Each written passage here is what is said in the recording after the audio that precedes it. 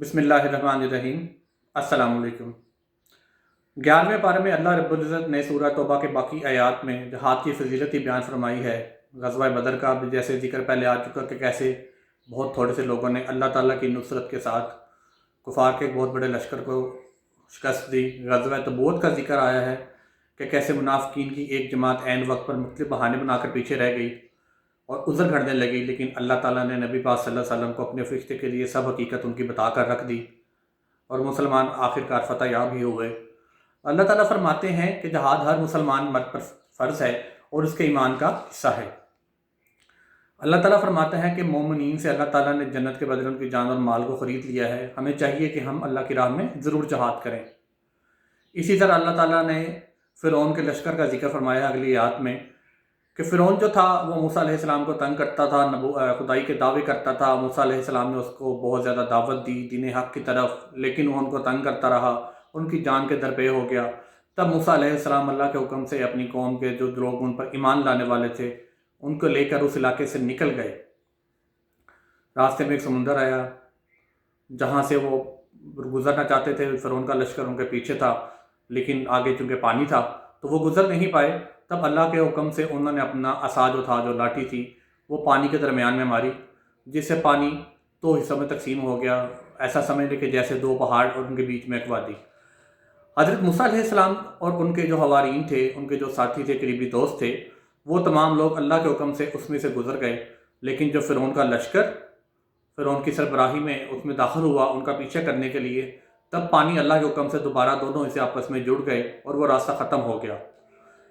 जब फ़िरौन को अपनी मौत नज़दीक आई और उसको पता चल गया कि मैं तो गुमराह था, मैं तो ख़ताकार था, मैं तो अल्लाह का नाफरमान था और अब मेरा अब्दी ठिकाना जहन्नम ही होगा, तब उसने अल्लाह से माफ़ी मांगना चाही। लेकिन तब उसके मुंह में अल्लाह के हुक्म से पानी नमक वाला भर दिया गया और उसकी ज़ुबान मुँह होकर रह गई और वो मौत का शिकार हो गया। गुमराह की हालत में ही फ़रिश्तों ने उसकी जान कब्ज़ की, उसको तौबा नसीब नहीं हुई। अल्लाह ताला फरमाते हैं फ़िरौन के बारे में कुरान में कि हमने उस दिन उसको गर्क कर दिया और अनकरीब हम उसको दुनिया के लिए नमूना इबरत बनाएंगे। चुनांचे कुछ अर्सा के बाद फ़िरौन की लाश को समुंदर ने उगल दिया और आज वो एक फ़्रांस के एक जो है वो अजायब घर वहाँ पर मौजूद है और हक़ाइक़ ने और उसकी बॉडी के पोस्टमार्टम ने और केमिकल एनालिसिस साबित किया कि ये फ़िरौन वही था रमेसेस II कि जिसने हज़रत मूसा को नुकसान पहुँचाने की कोशिश की थी और खुदाई दावा किया था, जो समुंदर में गर्क हो गया था। एक और जगह पर जिक्र आया है कि फ़िरौन और उसके हवारी सुबह शाम आग पर पेश किए जाते हैं और उनको अजाब दिया जाता है। अल्लाह ताला हम सबको शिर्क और रब की नाफरमानी जैसे गुनाहों से महफूज रखे। और सहाबा कराम का जिक्र आया कि अल्लाह ताला ने फरमाया कि अल्लाह ताला के नबी जनाब खातमुन नबीयीन हज़रत मोहम्मद सल्लल्लाहु अलैहि वसल्लम के जो साथी हैं, उन जैसा कोई इंसान दुनिया में ना कभी था, ना कभी है और ना कभी होगा, क्योंकि उन्होंने अल्लाह के नबी पर ईमान लाया, सच्चे नबी पर ईमान लाए। इंसार का जिक्र आया कि कैसे मुख्तलिफ़ ग़ज़वात में उन्होंने अपने जो माल थे वो तमाम के तमाम, कुछ सहाबा कराम ने, कुछ ने आधे और कुछ ने कुछ हिस्सा अल्लाह की राह में वक्फ़ कर दिया और अपनी तमाम जो दौलत थी वो जहाद के लिए वक्फ़ कर दी और अल्लाह ताला ने इसके बदले उनको जन्नत में घर देने का और वसी खिलतें देने का वादा फरमाया है।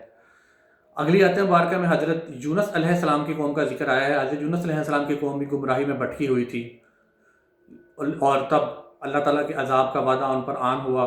लेकिन जब उन्होंने देखा कि अल्लाह ताला का अज़ाब आने वाला है तो तब उस कौम ने इज्तिमाई तौर पर तौबा की और अल्लाह ताला से माफ़ी मांगी, जिस पर अल्लाह रब्बुल इज़्ज़त ने उनको माफ़ कर दिया। इन पिछली कौमों के तमाम वाक़यात, जहाज़ से मुतल्लक़ नबी पाक सल्लल्लाहु अलैहि वसल्लम के तमाम वाक़यात से हमें ये सबक हासिल होता है कि हमें हमेशा हर हाल में अल्लाह ताला की ज़ात पर ईमान लेना चाहिए। अल्लाह ही कादिर मुतलक है। शिर्क जैसे गुनाहों से बचना चाहिए। नबी पाक सल्लल्लाहु अलैहि वसल्लम की अताअत ही दरअसल अल्लाह की अताअत है और जब नबी पाक सल्लल्लाहु अलैहि वसल्लम कोई हुक्म दे दें तो उस पर हुक्म को बजा लाना हर मुसलमान मर्द व औरत पर फ़र्ज़ है और उससे किसी भी किस्म की लापरवाही हमेशा की गुमराही का सबब बनेगी। और मुख्तलिफ़ कौमों पे जो अल्लाह ताला के अज़ाब आए उससे हमें ये सबक मिलता है कि अल्लाह ताला से माफ़ी मांगते रहना चाहिए, उसकी हुक्म दोली से बचना चाहिए और इन चीज़ों से सबक सीखना चाहिए कि कुरान ही राह हदायत है। इस पर अमल करके ही हम नबी पाक सल्लल्लाहु अलैहि वसल्लम की शफ़ाअत के हक़दार ठहरेंगे और ऐसी जन्नतों के हक़दार ठहरेंगे जिनका ज़िक्र ना किसी कानों ने सुना, ना किसी आंखों ने देखा, और वो ऐसी मेहमानी होगी कि जो रब ताला को ही पता है कि कैसी होगी।